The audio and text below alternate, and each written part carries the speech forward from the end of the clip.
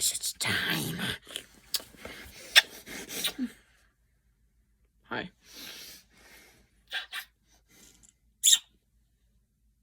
Rule 34 artist. You know what to... No, okay. Well, really, let's get into this. So, this book review, if you guys can keep it up, it's been delayed so much. I'm so sorry, because of the actual delays of my book supposed to get here.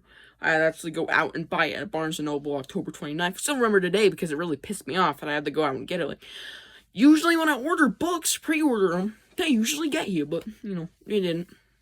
Like, the 30th goddamn anniversary. Whatever.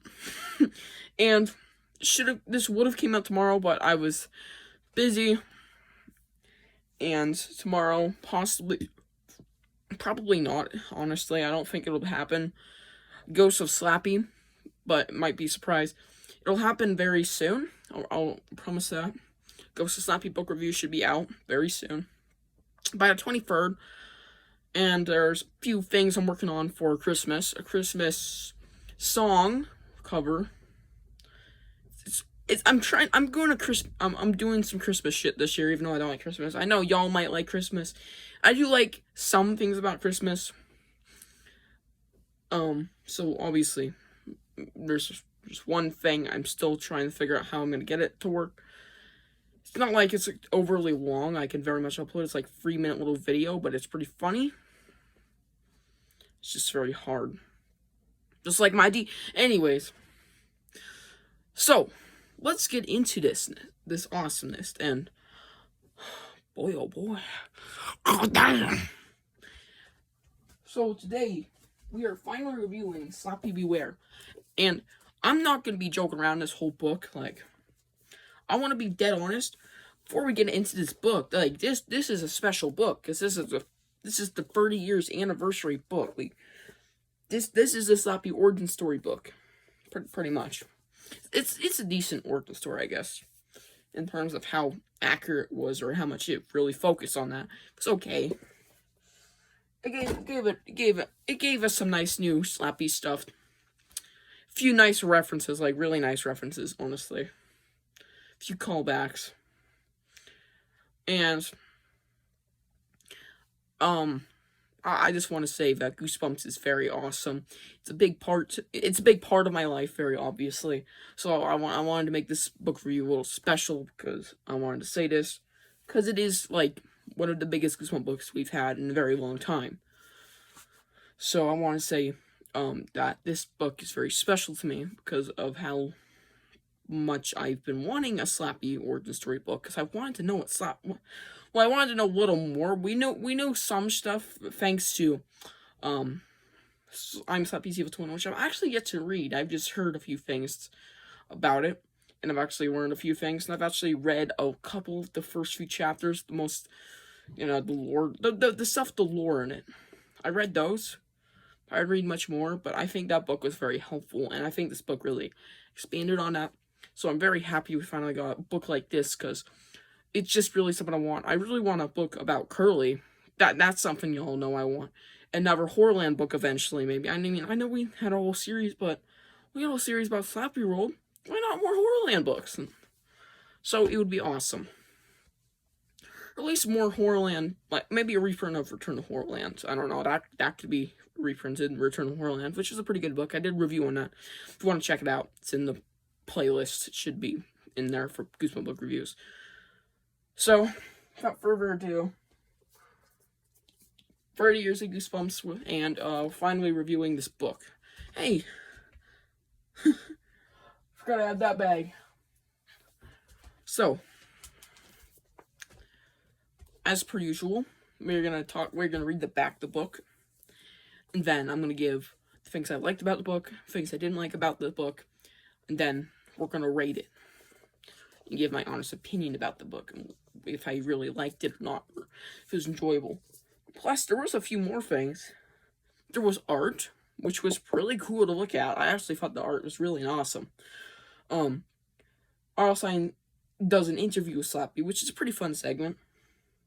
Slappy most iconic insult. So it's just it's like a joke segment. It's okay. So, Let's actually get into this now. I don't think we'll talk about much about these other sections. I do want to talk about the art in a bit, though. So, Slappy Beware. The untold true story of the world's most villainous dummy. In the Goosebumps universe, there is no villain more feared than Slappy.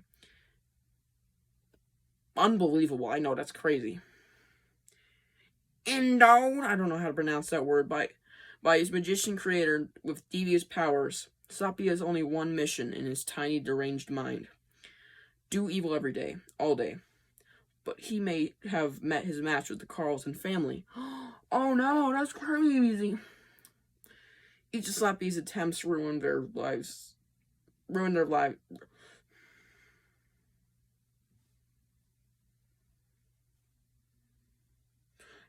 Sorry, I'm like, what the fuck? Each of Slappy's attempts to ruin their lives ends in disaster, and the dummy starts to panic. Will Slappy's scariest day yet bring an end to his reign of terror? Sorry. Okay. So, the book, let's get into what I did. Let's start off with the things I didn't like, because I never really start with that. And I just want to get this out of the way.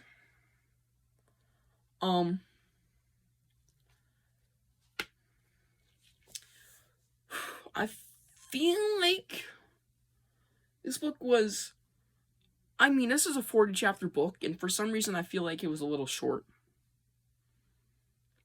I know, I mean, that sounds stupid, but this is a me problem. I know probably none of you agree with this, but I feel like this book should have been like a few chapters longer, maybe to expand on that last segment a bit, and maybe add another story in there, because this feels like a triple header. This really feels like a little triple header story. Only, with two really fleshed out stories and one little mini story at the beginning with the birth or whatever, the creation of Slappy. Which, my version of the Goosebumps short lore. Do not go off the Goosebumps short lore when you're thinking about real Goosebumps lore with Slappy. Do not go off that, because Wally was never created at the same time, I don't think, right? I'm not even sure anymore. But, well, yeah. Yeah. So, it's just really interesting how we did get these free stories, but I feel like we could have added another one, because the first one was a little too short. And I feel like free would have really done it, made it feel like a full triple header, but I'm not too mad about that. That is the only minor problem I have with this book. It doesn't really take away from the book at all, like almost at all. Even if they had that in there, I think I'd give it the same rating. Depending on how good it is, I might do that. Not that the other stories in here were bad. We're actually have to talk those now. So, do the good things. There's literally basically nothing I didn't like about this book. So, let's focus on this awesome stuff. Starting with the artwork, man. Brandon Dorman did an amazing job. I think this cover art is really good. Not the best work, but I mean, I always say that. I think his best work is like The Dummy Meets the Mummy. Like, that is absolutely fantastic. And more recently, coming up, Night of the Squawker and Fright Night, which looks absolutely phenomenal. So I'm very excited to see what the scariest book ever. If you haven't heard, it's a new series with Scariest Book Ever is the first book. The series is called House of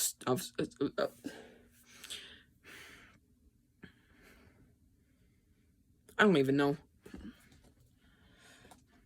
House of something. I have to get used to it, so it's a little hard to remember. House of something. Goosebumps House of something.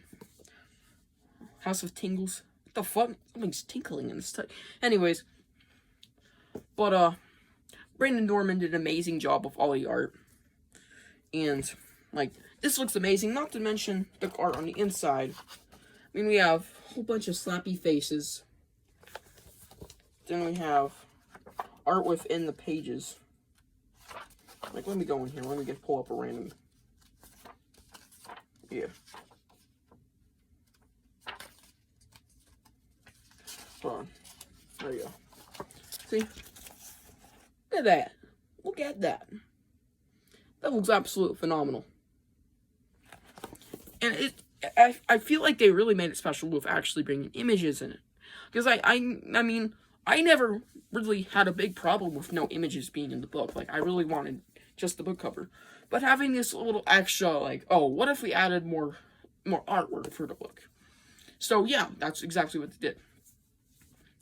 So, what do I think about the story now? So, obviously we're in the things I do like about books, so I do really like the story. Well, the stories. So, the first story, little mini story, I guess you could say, they're like parts. They say part, right? Part 1, yeah. 200 years ago. Not to mention more awesome artwork from Tim I wish Tim Jacobus. Brandon Dorman. And we have like part 1, which is 200 years ago. So part 1 was absolutely phenomenal. It was a little short. I do like the little origin. I like how he got a little story for the sorcerer and how he was. And why Slappy was created. And, of course, see how Slappy was created and what happened during his creation. Chaos, I'll tell you that much. And I really liked it. I liked the whole thing. It was awesome just getting that. And I think that is probably the best part of the story, because that is the origin part. That is the main focus on the origin. Is the first like 7-10 chapters of the story. It's like, oh, this is how Slappy's created. Well, not how. Like he was made out of wood, coffin wood, cursed coffin wood, whatever. And I think cursed. I'm not sure anymore. But you know, he was built. No shit. But what happened during his creation? Why was he made? Like, some big questions were finally answered. Or at least answered in more detail. Now we move on to part 2, which I really liked, because I'm a big fan of when Stein decides to go out and do Christmas Goosebumps stories. And we rarely get that. We got somewhat... This is like Slappy New Year. This part is actually a whole lot like Slappy New Year. So I'm like, this is like Slappy New Year too. Even though it's Christmas, but there's also... This is like the same time as Slappy New Year. There was a Christmas segment in Slappy New Year. Spoilers. No shit. You should have saw that coming. Like, I mean, New Year's is the same week. Well, sometimes is 6 days after Christmas. So you should have saw that coming. It's like almost a week. Well, New Year. No, it is a week. What the fuck am I talking about? Yeah. So, for this part of the book, I really liked it. No shit. But I really liked how we got a bunch of references to Mr. Wood. It was Christmassy themed. Now, that was the big thing I liked about it. We had our classical talent show singing, but, you know, it wasn't supposed to be creepy. And Slappy wasn't even there, so it was just really nice to get a break from that, because I do think that stuff did get a little annoying when that's covered in every book, but I think it's a little repetitive at times, but it's fun. We didn't really get any of that in the book, at all. Part 3, I think part 3 is phenomenal. It is what the back of the book says. It's the story that the back of the book is talking about. And yeah, it's Slappy's failing to do evil every day, which he fails. And the attempts are very good. Like, later on, like, they start getting better and better. Like, damn, how are we gonna fuck? And yeah, that's how it goes. Until at the end of the book with part 4, Slappy tricks Slappy, his sorcerer, and I saw this reveal coming back. He didn't actually have to do evil every day. That was a big lie. And lo and behold, his sorcerer tried to put him out of his misery, I guess. Tried to kill him because he wanted to do good now. He changed his heart. He had a change of heart somewhere. I think we could have got a little more lore and why, but okay. So overall, I give this book, and also Slappy does not die. He lives. He puts earbuds in his head to, you know, block out the spell, which he has to hear for it to work.